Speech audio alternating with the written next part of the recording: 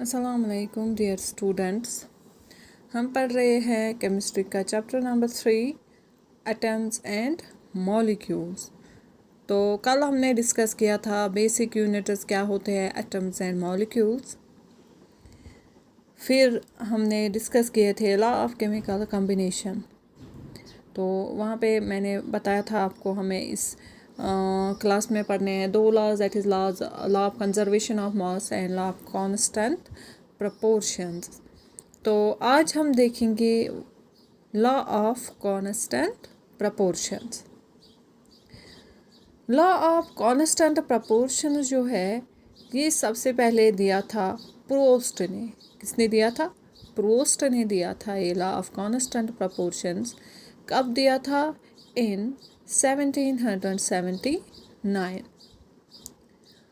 Actually उसने क्या किया, उसने एनालाइज किए थे बहुत सारे कंपाउंड्स और उसने क्या देखा, उसने एनालाइज किया कि जो केमिकल कंपोजिशन होती है, केमिकल कंपोजिशन एक कंपाउंड में मतलब होता है कि कौन कौन से एलिमेंट्स प्रेजेंट होते हैं एक कंपाउंड में, एंड परसेंटेज ऑफ एलिमेंट्स, और उन एलिमेंट्स की क्या परसेंटेज है एक कंपाउंड में, तो वो हमेशा फिक्स्ड रहती है, वो हमेशा कांस्टेंट रहती है। उसने एक ही कंपाउंड नहीं देखा, उसने बहुत सारे कंपाउंड एनालाइज किए और उसने देखा कि जो भी कंपाउंड्स उसने एनालाइज किए, उसने देखा कि जो भी टाइप ऑफ एलिमेंट्स होते हैं उनमें, दैट इज़ उनकी जो केमिकल कंपोजिशन होती है और जो परसेंटेज होती है एलिमेंट्स की उनमें, वो हमेशा सेम रहती है, वो हमेशा कांस्टेंट रहती है, वो हमेशा फिक्स्ड रहती है। तो on the basis of these observations Proust जो था उसने फॉर्मुलेट किया क्या? Law of constant proportions. अब ये लॉ क्या कहता है, तो अब देंगे हम statement. Law of constant proportion क्या कहता है? A chemical compound always consists of the same elements combined together in the same proportion by mass। क्या कहता है कि एक केमिकल कंपाउंड जो होता है उसमें हमेशा सेम एलिमेंट होते हैं और वो जो एलिमेंट्स होते हैं वो कंबाइन हुए होते हैं together in the same proportion by mass. इसका मतलब ये है कि whatever be the source from which it is obtained, for example या किसी भी मेथड से अगर हम एक केमिकल कंपाउंड को प्रिपेयर करेंगे या अगर हम किसी भी सोर्स से एक कंपाउंड को लाएंगे, तो हम देखेंगे कि जो भी एक प्योर केमिकल कंपाउंड होगा, ठीक है, तो वो हमेशा बना हुआ होगा सेम एलिमेंट्स का इन द सेम मास परसेंटेज। देखो ये आपको ऐसे समझ आएगा कि अगर हम वाटर की बात करेंगे, क्योंकि यू ऑलरेडी नो, सबको पता है कि वाटर एक कॉमन एग्जांपल है, सभी जानते हैं वाटर। शाबाश। वाटर जो है ये केमिकल कंपाउंड है, ये बना होता है दो एलिमेंट्स का, एक तो है हाइड्रोजन और सेकंड वन इज ऑक्सीजन। और ये जो हाइड्रोजन एंड ऑक्सीजन होते हैं ये कंबाइंड होता है together in the same constant proportion, मतलब 1:8 बाय मास। दैट इज इसमें क्या होता है, 1 पार्ट बाय मास होता है किसका? हाइड्रोजन का, और 8 पार्ट्स किसके मास होते हैं? 8 parts by mass of oxygen, by mass of oxygen. अब अगर यही वाटर हम लेंगे डिफरेंट सोर्सेज से, चाहे आप रिवर लोगे, सी से लोगे, पॉन्ड से लोगे, वेल से लोगे, ट्यूबवेल से, जहाँ कहीं से भी आप ये वाटर लाओगे, तो ये जो वाटर होगा ये हमेशा बना होगा सिर्फ दो एलिमेंट्स का।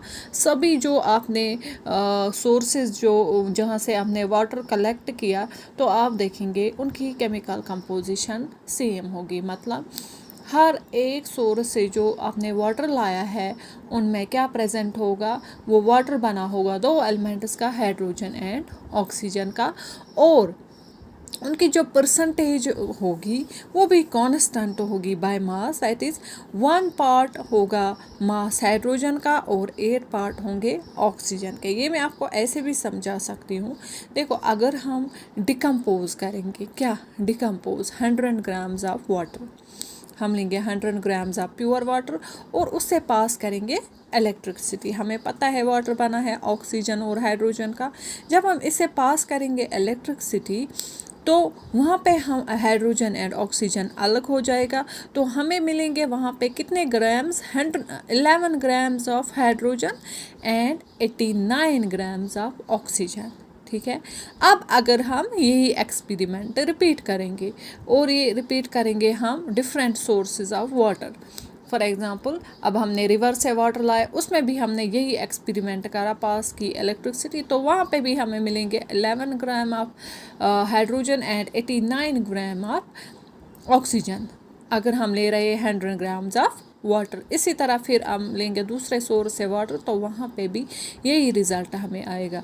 तो इस एक्सपेरिमेंट से क्या शो हुआ है हमें कि वाटर में हमेशा क्या होता है, always consists of the same two elements hydrogen and oxygen combined together in the same constant proportion of, अब आप बोल सकते हो 11:89 या सिंपली आप बोल सकते हो 1:8 बाय मास। और यही होता है लॉ ऑफ कांस्टेंट प्रोपोर्शंस की। कोई भी केमिकल कंपाउंड आप लेंगे, अगर आप वो डिफरेंट सोर्सेज से आप कलेक्ट करेंगे या डिफरेंट मेथड से बनाएंगे, जो भी उसमें केमिकल कंपोजिशन होगी वो हमेशा फिक्स्ड रहेगी और जो भी एलिमेंट्स उसमें कंबाइन हुए होंगे उनका जो प्रपोर्शन होगा वो सेम होगा। ठीक है, बाय मास अगर हम देखेंगे। इसी तरह हम दे सकते हैं अमोनिया की एग्जांपल। अमोनिया जो है इसकी केमिकल फार्मूला है NH3, मतलब ये है कि इसमें दो एलिमेंट्स होते हैं, एक तो नाइट्रोजन एंड हाइड्रोजन, शाबाश।